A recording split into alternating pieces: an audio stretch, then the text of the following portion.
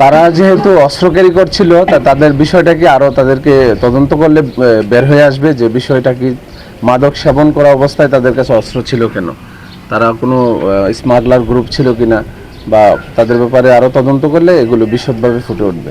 আমরা জেলাব্যাপী মাদকের বিশেষ অপারেশন চলছে, সেই ধারাবাহিকতায় আমাদের প্রত্যেকটা থানা এলাকায় এবং বিশেষভাবে জেলাতে যে সমস্ত জায়গা মাদক প্রবণ এরিয়া বেশি সেই সমস্ত জায়গায় ডিবির স্পেশাল টিম কাজ করে।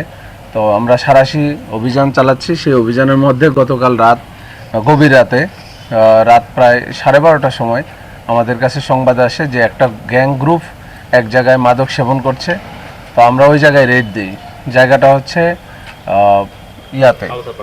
এটা হচ্ছে ঈশ্বরদী থানাধীন আওতাপাড়া বাজারের এখানে এনসিডিপি গোয়ার্স মার্কেটের আমাদের ডিবির একটি চৌকস টিম যায়, গিয়ে তাদেরকে 7 জনকে মাদক সেবন অবস্থায় পাওয়া যায় এবং তাদেরকে যখন তল্লাশি করে তখন তল্লাশি অবস্থায় তাদের কাছে একটি বিদেশি পিস্তল 9mm একটি পিস্তল পাওয়া যায় এবং পিস্তলের মধ্যে 5 রাউন্ড গুলি লোড করা ছিল, ওই অবস্থায় পাওয়া যায় এবং তারা মাদক সেবন করছিল। তাদেরকে পরবর্তীতে যখন আমরা এনে ডোপ টেস্ট করাই তখন তাদেরকে মাদক রিপোর্ট অনুসারে মেডিকেল রিপোর্ট অনুসারে তাদেরকে পজিটিভ হিসেবে আমরা পাই এবং তাদের কাছ থেকে 2টি মোটরসাইকেল উদ্ধার করা হয় এবং একটি তাজা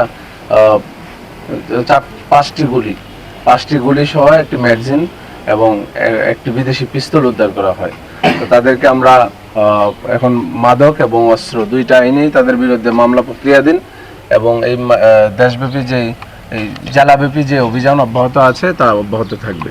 ধন্যবাদ সবাইকে।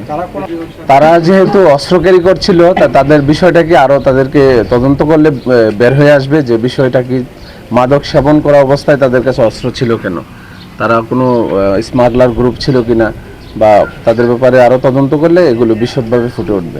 তাদের বিরুদ্ধে পূর্বেও পিসিপিআর তাদের ভালো নয়, তাদের বিরুদ্ধে আর পূর্বেও মামলা আছে, একাধিক অস্ত্র মামলা এবং মাদক মামলাও রয়েছে।